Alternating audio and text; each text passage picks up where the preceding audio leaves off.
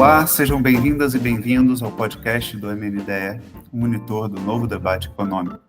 O MNDE atua como espaço para promover o debate sobre as novas maneiras de pensar a economia que hoje circulam na esfera pública, até recentemente dominada pela visão ortodoxa. O site novodebateeconômico.org.br conta com um blog de artigos de autoria de especialistas convidados, podcasts, textos produzidos a partir de dados de pesquisa e um glossário explicando o econômico, como aqueles relativos aos temas do meio ambiente, igualdade de gênero, povos originários, inclusão racial e, claro, economia. Hoje vamos falar sobre a história econômica do Brasil. Para nos ajudar a explicar este tema, contamos hoje com a participação de Vinícius Carneiro. Vinícius Carneiro é professor e doutorando do Instituto de Economia da UFRJ. Vinícius também é pesquisador do Grupo de Economia Política e do Grupo de Economia do Setor Público, ambos também da UFRJ, e consultor econômico da Gazetinha da Guanabara. Seja bem-vindo, Vinícius. Valeu, Eduardo, muito obrigado. Bom dia, boa tarde aí também para quem está nos ouvindo. Bom dia para o Luciano, que vai estar junto com a gente. E acho que vai dar para fazer um ótimo debate. É um prazer estar aqui. Prazer é nosso de te receber, Vinícius, e como o Vinícius adiantou, hoje eu conto com a participação do doutor e professor do Instituto de Economia da UFRJ e pesquisador do MNDE, Luciano Alencar, para me auxiliar neste episódio. Seja bem-vindo, Luciano. Valeu, Dudu. Bom dia, Vinícius. Tema interessante. Vamos ao debate. Vamos lá, então. Vinícius, para começar, a gente vai começar com o período colonial, né? Vamos começar do início da história do Brasil. Então, vamos pensar um pouco no período colonial. Muito se convencionou chamar o período colonial como um momento no qual a economia brasileira funcionou como um modelo primário exportador, passando por ciclos extremamente importantes, como o ciclo da cana-de-açúcar, o ciclo do ouro e o ciclo do café. Vinícius, para a gente começar, você poderia, então, caracterizar um pouco o que foi esse modelo primário exportador e falar um pouco das características desses ciclos? Muito obrigado pela pergunta, Dudu. Bom, para começar, eu vou só fazer um primeiro aspecto que eu acho que é importante nessa tarefa que a gente vai ter aqui de tentar resumir, ou pelo menos expor os principais aspectos gerais da economia brasileira nos últimos 524 anos. Isso é muito tempo, é uma tarefa árdua. Por isso, a gente vai utilizar algumas noções que nos ajudam a fazer algumas separações desses momentos. Essas separações não significam dizer que dentro de cada momento que a gente estabelecer, todos os aspectos sejam iguais, mas sim que há um certo sentido de continuidade dentro deles, tá? Esse primeiro momento aqui que a gente está falando do modelo primário exportador, que vai lá desde a época colonial, 1500, passa pelo Império e chega até a época da República, ali na República Velha, até 1930, é o que ficou caracterizado como modelo primário exportador. Isso foi utilizado, primeiramente, pelo Celso Furtado, que desenvolve essa ideia justamente tentando dar um aspecto de continuidade a essa etapa que a economia brasileira viveu até 1930. O Celso Furtado faz isso no Formação Econômica do Brasil, que é uma obra que, embora tenha sido escrito lá em 1959, ela ainda é uma obra extremamente contemporânea, visto que grande parte, e principalmente os aspectos mais importantes, eles são mantidos até os dias de hoje. Não foi desenvolvido nada dentro da teoria econômica ou da história que pudesse contrapor essa visão mais geral. E aí, só um aspecto importante também, o Caio Prado Júnior, ele é um outro autor que, embora não trabalhe essa questão do modelo primário exportador propriamente, ele também é um autor muito importante através das suas obras, o História Econômica do Brasil, por exemplo,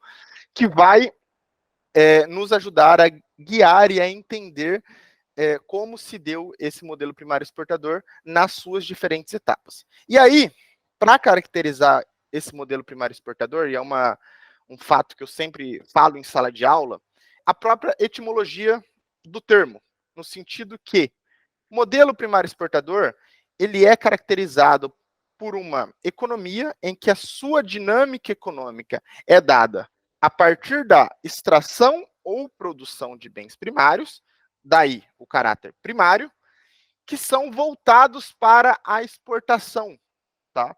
E aí, seja essa exportação para metrópole, seja essa exportação para um outro país no momento que o Brasil se transformar de fato em um país, tá bom? Então, assim, produção de bens, produção ou extração de bens primários para a exportação. E aí é importante a gente entender essa palavrinha dinâmica, ou esse termo dinâmica econômica. O que a gente está falando dinâmica econômica? Dinâmica econômica, a gente vai entender aqui, assim, e seguindo o Celso Furtado também, como um gasto que tem a capacidade de fazer uma injeção de renda de maneira autônoma à economia, no sentido de que esse gasto ele é capaz de expandir a produção interna e, consequentemente, promover o aumento do emprego, o avanço das técnicas, tá? Então, esse gasto ele não é induzido pelo que está acontecendo com a renda da economia, no sentido de que os gastos com salário, por exemplo, nos dias de hoje, eles são uns gastos induzidos. Alguém fez a escolha de produzir, essa produção pagou os salários, e esses salários são a renda do trabalhador, que vão se transformar em consumo. É um gasto induzido.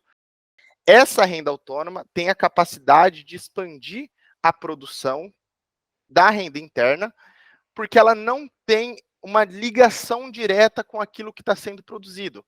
Então, no sentido que as exportações aumentam, elas geram alguns efeitos em encadeamento dentro da economia e que isso aumenta as rendas que são induzidas, como, por exemplo, o salário, tá? Isso, lá no início do nosso modelo primário exportador, isso era bastante restrito, uma vez que a nossa economia brasileira foi caracterizada por muito tempo pela mão de obra escrava. Então, você não tinha todos os elos da renda se propagando pela economia. Era uma economia caracterizada por uma má distribuição de renda, então toda a renda gerada por esse processo ficava na mão de determinados senhores de engenho ou pessoas ligadas à produção de ouro, depois cafeicultores, então isso não gerava encadeamentos sobre a economia. E aí, é um fato importante também, dentro desse modelo primário exportador, que convencionou-se entender a partir de 3 ciclos principais, que aí vai ser o ciclo da cana-de-açúcar, vai ser o ciclo do ouro e o ciclo do café. Porém, a gente, e aí utilizando do Caio Prado Júnior, que faz uma descrição do momento que foi o processo de chegada dos portugueses ao Brasil, a gente também pode incluir ali o ciclo do pau-brasil, tá? Que é um ciclo pequeno, é o menor desses ciclos, o Caio Prado Júnior convenciona a estabelecer ele como com uma duração de 30 anos, tá? Então vai de 1500 até 1530. Então a gente teria 4 ciclos. Isso não significa dizer que outros produtos primários não foram produzidos aqui no Brasil. O que está querendo dizer é que a dinâmica econômica interna era dada a partir da produção desses bens específicos, tá? E aí, por ordem...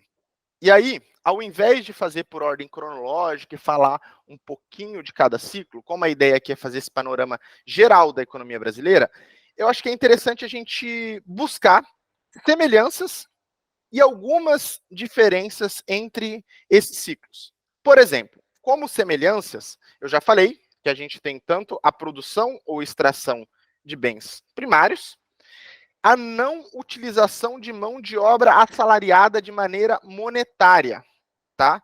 Com exceção do café, que lá no meio do ciclo, ele vai começar a se utilizar de mão de obra assalariada, e cada vez mais essa mão de obra assalariada vai ser paga com salários.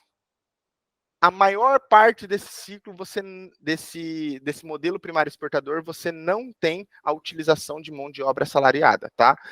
Seja no início da cana-de-açúcar, que o Caio Prado vai apontar, que não era necessariamente uma mão de obra escrava indígena, muitas vezes era feito a partir de parcerias que os portugueses faziam com os indígenas para você utilizar a mão de obra indígena para fazer a extração do pau-brasil, e aí não dá para saber muito bem de que forma essa parceria acontecia, qual era o grau de coerção que tinha dentro dessa parceria, mas o Caio Prado não vai caracterizar isso como mão de obra escrava. Porém, a partir da cana-de-açúcar, isso vai ser uma das bases da cana-de-açúcar, inclusive, Portugal vai de fato se utilizar de mão de obra escrava, em sua maioria, mão de obra escrava africana, tá? Isso vai continuar dentro do ouro, embora que no ouro você comece a ter a presença de mais mão de obra assalariada. Porém, o próprio Celso Furtado chama atenção para isso. O capítulo que ele vai falar sobre a economia mineira, ele fala economia escravista mineira. Ele faz questão de chamar atenção para o termo escravista, no sentido de ter uma continuidade numa ampla utilização de mão de obra escrava, principalmente nas lavras, tá? E aí, além disso, voltado para exportação, como está na própria definição do termo, você ter uma alta concentração de renda, que é tanto reflexo da estrutura fundiária que o Brasil foi desenvolvido, como também do fato de você não ter pagamento de salário. Por definição, ou você ter pagamento de salário de pessoas que trabalham na produção ínfimo. Então, por definição, seria toda a renda que é gerada dentro desse território fica na mão da cana-de-açúcar, por exemplo, do senhor de engenho, tá? Por quê? Grande parte dos bens que eram necessários para os escravos estarem sobrevivendo, eles eram produzidos dentro da própria lavoura. Então você não tinha a necessidade de fazer pagamentos para compra de alimentos, para compra de insumos necessários para a vida desses escravos. E aí é importante também apontar algumas diferenças. Nessas diferenças que a gente tem, o caráter de você poder produzir o bem ou do caráter extrativo é fundamental. Aí a gente vai caracterizar o seguinte: tanto a cana-de-açúcar quanto o café, eles são caracterizados como os bens de produção. E, ao eles serem bens de produção, você tem que minimamente estabelecer alguma infraestrutura física no local. E essa infraestrutura física também vai ser ligada ao estabelecimento de um grupo político que vai ter uma certa continuidade no território. Enquanto o caráter mais extrativo, e aí os ouvintes podem perguntar, poxa, mas o pau-brasil, ele também, você pode produzir o pau-brasil. Ele é uma árvore, você pode plantar e ter ciclo de produção e depois extração. Porém, essa não foi a maneira encontrada pelos portugueses quando chegaram aqui. Eles, principalmente nos territórios do Nordeste brasileiro, eles faziam a extração da maior quantidade possível que eles conseguiam de pau-brasil naquele território e partiam para um território seguinte. Porque cada vez mais que eles iam adentrando ao território brasileiro, se tornava mais difícil, se tornava mais custoso você fazer a retirada desse pau-brasil e já não compensava mais. Então, partia-se para uma outra localidade. E aí, o ouro, da mesma forma, também ele vai ser de caráter extrativo aqui no Brasil. E aí, o ouro ele tem uma diferença que ele vai requerer algumas técnicas, porque a extração de ouro dentro de Minas, por exemplo, vai ser necessário que você utilize alguns conhecimentos específicos. E é justamente nesse momento que você vai ter um aumento da mão de obra assalariada, da mão de obra técnica aqui dentro do Brasil, mas o trabalho duro, o trabalho mais maçante, ele vai continuar sendo desempenhado pelos escravos. E aí, isso vai ajudar um pouquinho por que eu estou apontando essa diferença entre o caráter extrativo e o caráter de produção?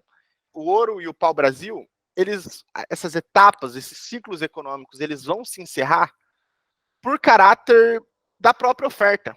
O pau-brasil não deixou de ser demandado pela Europa. O ouro, naquela fase, não deixou de ser demandado pela Europa. Muito pelo contrário. Porém, você chegou a um momento em que as técnicas e os custos daquela etapa não permitiam que você continuasse a encontrar e a extrair essas matérias.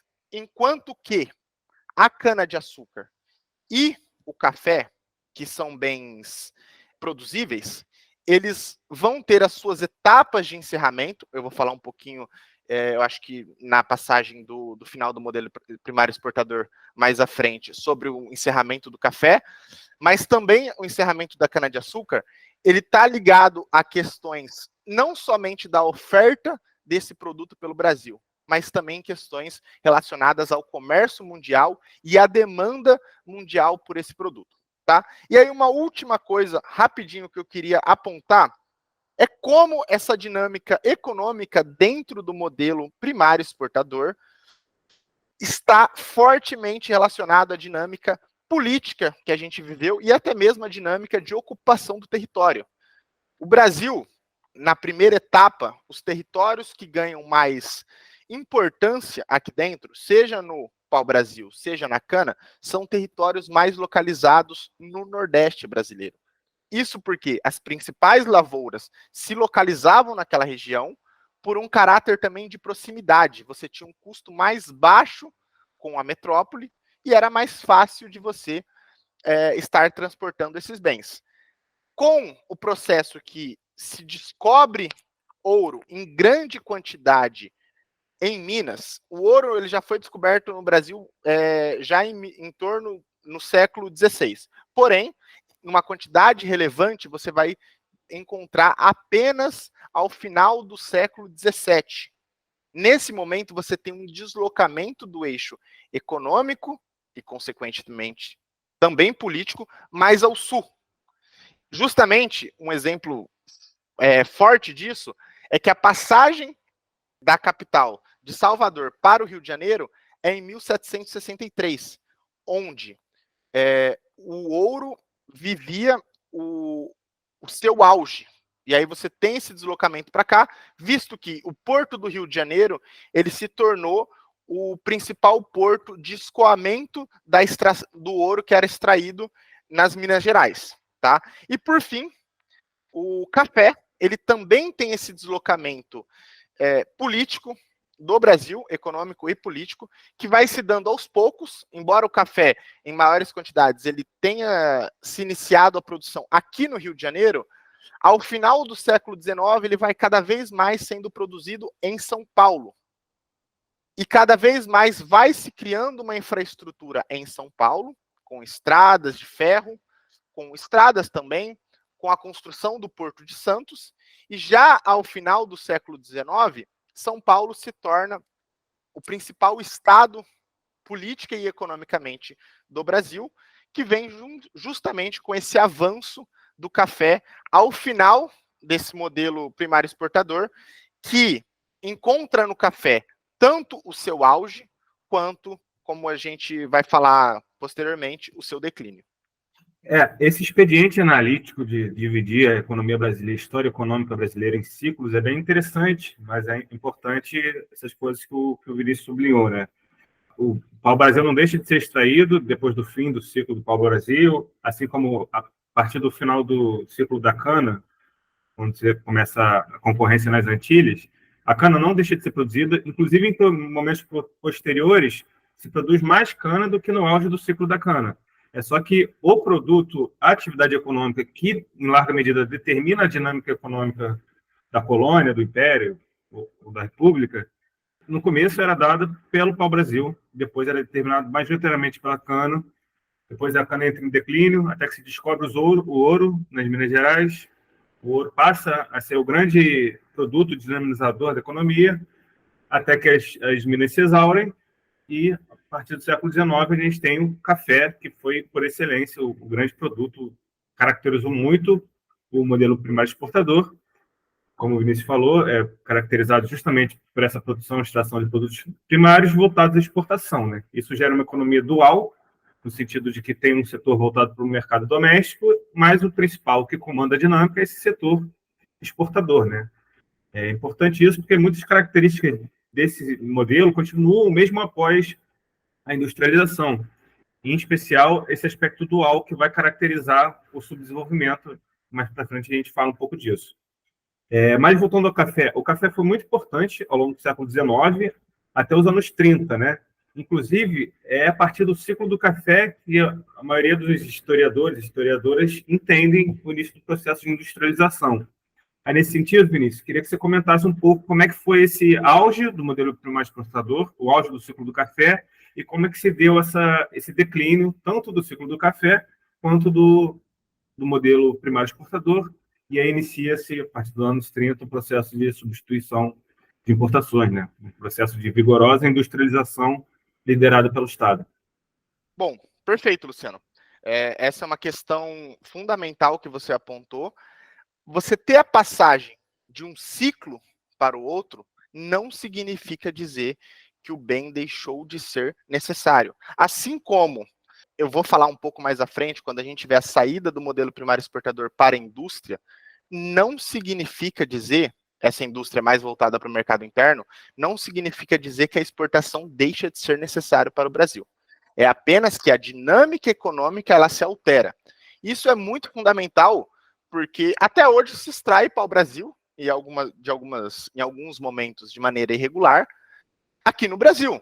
Você tem tráfico ao Brasil acontecendo até os dias de hoje. Você tem produção de cana até os dias de hoje. Tá? Café também, isso continua dentro o ouro, a questão dos garimpos ilegais na Amazônia. Os produtos continuam sendo produzidos ou extraídos, mesmo que você tenha a saída desses ciclos.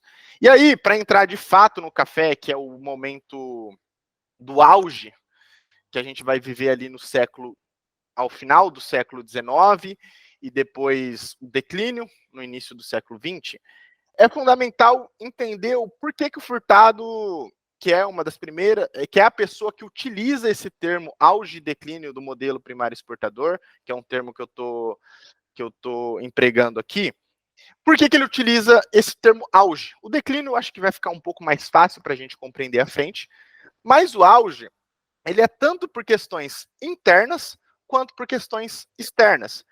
Questões internas é muito porque dentro desse ciclo do café, a gente vai ter uma consolidação maior da unidade política aqui dentro. O século XIX ele vai ser marcado por algumas revoltas, algumas tentativas de revoluções que não vão ter continuidade. O Brasil vai se formar como um território unificado. A gente vai ter um processo de império, a gente vai ter um processo de independência, vai se tornar um império, depois, ao final, a gente vai se tornar uma república, tem uma continuidade maior, a gente deixa de ser dependente das decisões econômicas tomadas por Portugal, a gente tem o processo de abertura dos portos a partir dos acordos que são feitos lá ainda pelo Reino Português com relação à Inglaterra. Isso vai dar um caráter para essa produção do café, e aí eu vou falar algumas modificações que ela provoca dentro da economia brasileira, um caráter e uma possibilidade que essa economia seja ainda mais determinada pela dinâmica do que acontece com o café. Por quê? Porque até esse momento, até você ter essa tentativa de unificação, que é verdade, que foi um processo que se estendeu por muito tempo, mas a partir do momento que o Brasil se torna um império, você tem essa busca por parte do imperador e depois por parte do presidente lá na época republicana. Enquanto que, quando você tinha a época da colônia, que em alguns momentos ainda era caracterizada pelas capitanias hereditárias, por exemplo, você tinha uma autonomia muito grande dessas capitanias. Então, você não tinha um sentido de uniformidade, como, por exemplo, os territórios localizados ao sul do país, eles, no geral, eles foram mais ligados ao desenvolvimento relativo à Bacia do Prata do que ao restante do país, enquanto o Nordeste se desenvolvia com a cana-de-açúcar, depois o Sudeste aqui se desenvolvia com o ouro. No momento que você tem esse processo de unificação, o café ele passa a ditar mais essa dinâmica econômica e ele tem mais possibilidades para que isso aconteça. E eu vou falar também de 3 aspectos fundamentais já já. dessa questão interna que é fundamental para entender o porquê que o café é o auge, mas também tem uma questão externa fundamental, que no século XIX, quando a gente vai ter esse auge do café no Brasil, é quando o comércio mundial ele já está mais consolidado. Você saiu daqueles períodos de diversas guerras, que você tinha questionamentos, não era muito claro o principal ator da dinâmica geopolítica internacional. Após 1814, quando você tem a derrota de Napoleão pela Inglaterra, a Inglaterra vai adquirir uma hegemonia nesse comércio econômico mundial e ela vai começar a fazer a busca pelo aumento do livre comércio entre os países, e você vai ter mercados consumidores se formando em maior possibilidade para a exportação dos nossos produtos, tá? E esse produto café vai ser muito importante, um mercado que vai se desenvolver após também a esse período de diversas disputas internas que aconteceu lá, que é os Estados Unidos. Que no momento que os Estados Unidos, ali em meados do século XIX também, ele passa, depois da Guerra da Secessão, depois da independência no final do século XVIII, ele vai se transformar num grande mercado consumidor para o produto brasileiro, no caso o café. Então, nesse momento, o café encontra, para resumir, nesse momento de maneira interna, o café encontra mais maneiras de se propagar pela economia brasileira, os seus efeitos, e o café encontra muito mais demanda efetiva do que a cana-de-açúcar, do que o ouro e do que o pau-brasil tinha encontrado no passado. Muito por esse aspecto estrutural do comércio estar muito mais desenvolvido agora no século XIX do que nos séculos anteriores. E aí, é uma forma que eu tentei, e aí utilizando muito do Celso Furtado e também do Caio Prado Júnior, uma forma que eu tentei montar aqui para a gente compreender, e é uma maneira parecida do que eu uso em sala de aula, essas transformações que o café provoca sobre a economia brasileira. E aí eu divido, seguindo esses dois autores, em grupo político, infraestrutura e mão de obra. Quando você tem o aparecimento do café, e principalmente a expansão da produção em larga escala do café, você tem também, com ele, o surgimento dos cafeicultores, que vão se transformar num grupo político extremamente importante e influente aqui no Brasil. Não à toa que os ouvintes devem se lembrar do que ficou convencionado chamar também a República Velha, que é o período da economia brasileira entre 1889 e 1930, como República Café com Leite. Tá? Esse grupo político ele vai estar localizado à medida que o café cada vez mais vai sendo produzido em São Paulo, como eu falei na resposta anterior, ele vai ser caracterizado por cafeicultores que estão localizados no estado de São Paulo. Não à toa, a política ou as regras da política vão ser cada vez mais se deslocando para o estado de São Paulo, conforme os interesses desses cafeicultores. Tá? Embora a capital da República se mantenha aqui no Rio de Janeiro. E aí, junto com o café, vem a questão da infraestrutura. À medida que se entende que é mais rentável você estar produzindo esse café no estado de São Paulo, inicialmente no Vale do Paraíba, mas depois por todo o interior de São Paulo, chegando até o Mato Grosso do Sul, chegando em Minas, chegando em Goiás e chegando no Paraná, você tem a necessidade de você estar formando essa infraestrutura para o país, que até então não existia. Você tem que construir estradas, você tem que construir ferrovias, e você tem que, à medida que essa produção está mais deslocada para São Paulo, surge a necessidade de você construir um porto para escoar essa produção. Já não era tão rentável ou tão vantajoso, ou não era possível, economicamente falando, você trazer toda a produção para o Porto do Rio de Janeiro. E é nesse momento que, conjuntamente, acontece a passagem da produção do café para São Paulo, no mesmo tempo em que você transforma o Porto de Santos como o principal porto do Brasil. E aí, um adendo assim, interessante, como o estado de São Paulo como um todo, o interior do estado de São Paulo, ele se forma muito voltado para o café. Eu sou de uma região do interior de São Paulo, eu sou de Lins, uma cidadezinha no interior, que do lado da minha cidade tem uma cidade que chama Cafelândia. Do lado tem um distrito que chama Cafezópolis. Todas as cidades ali, no geral, elas batiam recorde ao longo da República Velha como a cidade em que mais se produzia café. Cada ano era uma dessas cidades ali no interior paulista, no oeste paulista, e não à toa que foi desenvolvida lá no início do século XX, anteriormente às próprias cidades, a estrada de ferro para escoar toda essa produção. Tá?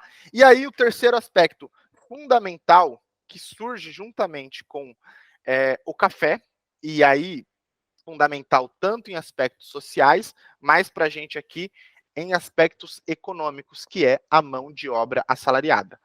E assim, eu acho que todo mundo já ouviu isso lá na época da escola, já ouviu isso várias vezes. Não foi uma passagem simples, não foi uma virada de chave, que aqui agora é mão de obra escrava, viramos uma chavinha, mão de obra assalariada em todo lugar. Foi um processo que se estendeu ao longo de todo o século XIX, mas que, conforme esse processo ia aumentando o seu grau, sua entrada dentro da sociedade brasileira, mais você ia aumentando os salários monetários recebidos pelos trabalhadores. E isso é fundamental porque a partir desse momento que os trabalhadores recebem salário, quem recebe salário também pode gastar o salário.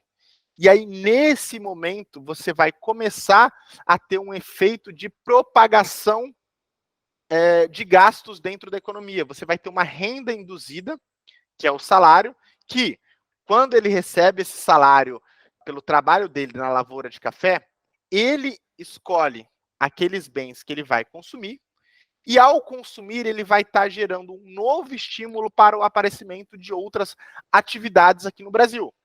E aí, nesse momento, você tem como eu disse lá no início, você tem uma consolidação territorial muito maior do que você tinha antes, você tem a formação de alguns núcleos de ocupação territorial e você tem as pessoas podendo gastar dinheiro, podendo gastar aquele salário. Aquilo que é necessário para a vida dos trabalhadores não mais é produzido dentro da própria lavoura, como era na cana-de-açúcar com a mão de obra escrava.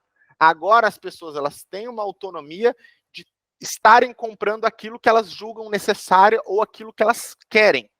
Isso vai criar a possibilidade de você ter diversos efeitos propagadores e, como a própria pergunta que o Luciano fez apontou, o surgimento de algumas atividades, inicialmente mais ligadas a serviços e ao comércio, mas que ao longo do tempo vai se formando como uma espécie de indústria nascente.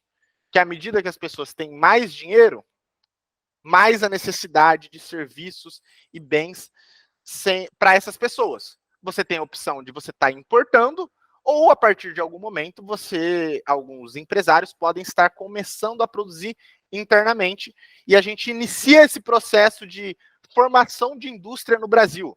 Ou seja, a indústria brasileira, ela nasce dentro do modelo primário exportador, tá? Ela não vai nascer no período de industrialização. O que a gente vai ter no período de industrialização é a consolidação da indústria, mas é uma indústria que nasce dentro de uma economia voltada para a produção, extração e venda lá fora de bens primários. E aí, por fim, desse momento de auge desse modelo primário exportador, é importante, eu acho que, e é um reflexo desse grupo político, dessa mão de obra assalariada e dessa infraestrutura, que grande parte das políticas econômicas que foram adotadas, e isso é mais fácil da gente visualizar dentro do período republicano, elas tiveram a ver com o setor cafeeiro, com o grupo político do café. Não significa dizer que todas as políticas econômicas beneficiaram esse grupo.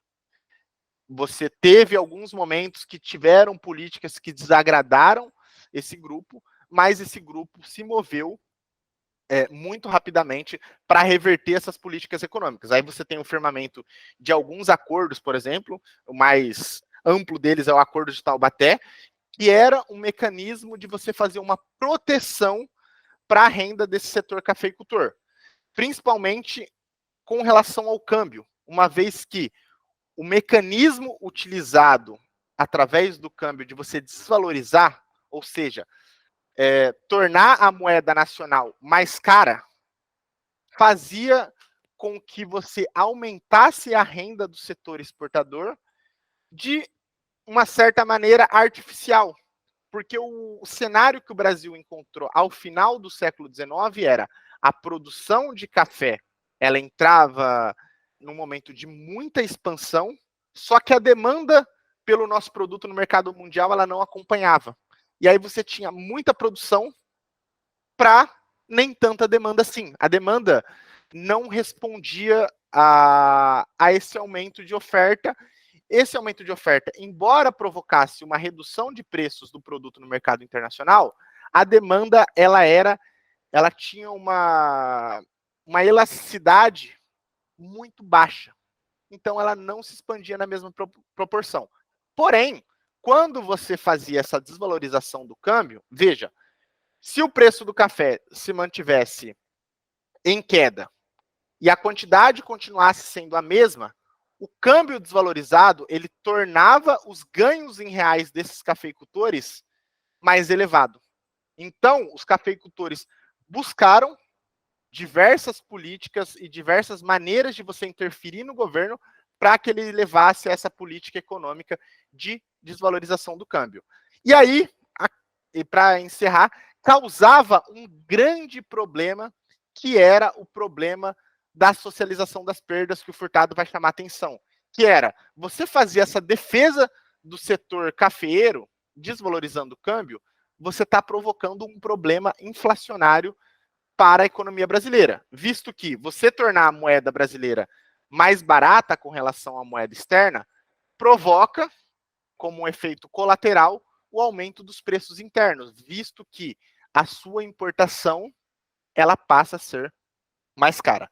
E aí, falamos desse auge, o declínio, ele vai ser muito consequência dessas questões, tanto internas, de você ter um aumento da produção muito além do aumento que você está tendo da demanda, como também dos efeitos propagados pela crise de 29. Porque toda a estrutura que o Brasil montou dentro desse período da República Velha era de vamos criar mecanismos possíveis para a gente manter a renda do setor cafeiro, mesmo que esses mecanismos sejam artificiais. Isso protege a curto prazo o cafeicultor, só que ao proteger o cafeicultor e as suas rendas no curto prazo, isso faz com que a produção para o médio e longo prazo continue se expandindo. Então a gente foi, de certa forma, empurrando com a barriga esse problema para frente, e chegou no momento que a estrutura, o arcabouço que a gente tinha montado institucional para tanto permitir a desvalorização do câmbio quanto para financiar a compra desse excesso de café que era produzido aqui internamente, entrou em colapso, que foi justamente no momento da crise de 1929, que aí a gente vê um efeito catastrófico sobre a economia brasileira, porque despenca o preço do café no mercado mundial, despenca a demanda do café no mercado mundial. O Brasil, ao final da década de 20, tinha tido safras recordes, ou seja, a oferta do nosso produto dispara e o financiamento externo para o excesso de café que a gente estava produzindo já não era mais possível. E aí esse modelo vai entrar em ampla decadência, amplo declínio, e a gente vai iniciar aos poucos essa nova etapa do que a gente vai chamar como industrialização.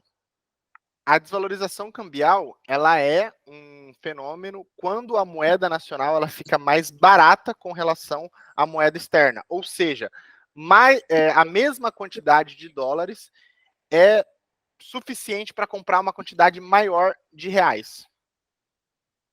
É interessante notar, né, que o café ele já tem algumas características, como o próprio ciclo de vida da planta, né? Você planta o café, você só colhe 4 anos depois. Então, A produção de hoje refletia de 4 anos anteriores. Então, mesmo que o preço começasse a cair, você continuava ainda tendo um aumento de produção.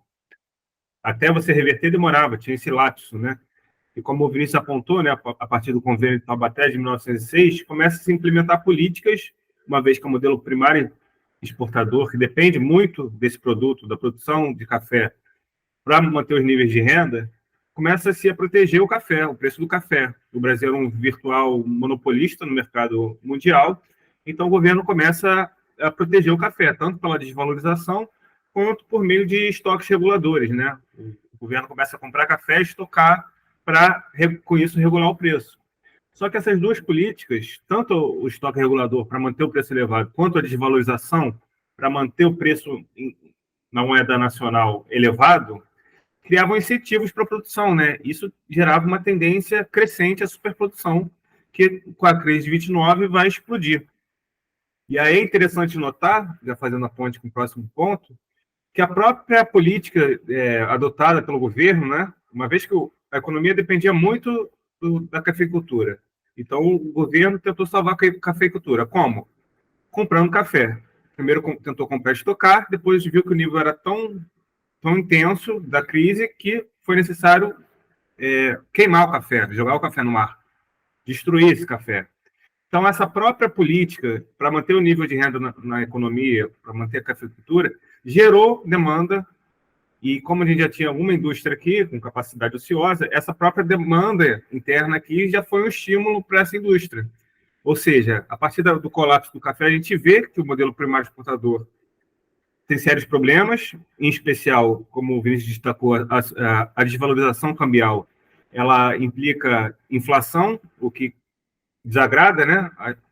É um país que está cada vez mais se tornando urbano, tem cada vez mais trabalho assalariado, então a desvalorização implica inflação e gera descontentamento. Então, os anos 30 é justamente uma inflexão nesse sentido, em que o modelo agroexportador, o modelo primário exportador, ele mostra suas debilidades, e a própria política de defesa da cafeicultura naquele momento, nos anos 30, já gera demanda para essa indústria, e a gente vai ver que é a partir de 1930 que começa um movimento mais intenso de industrialização. Chegamos ao final da primeira parte do podcast sobre história econômica do Brasil. Não deixe de ouvir também a segunda parte deste podcast, onde nós discutimos os demais momentos da história econômica do país.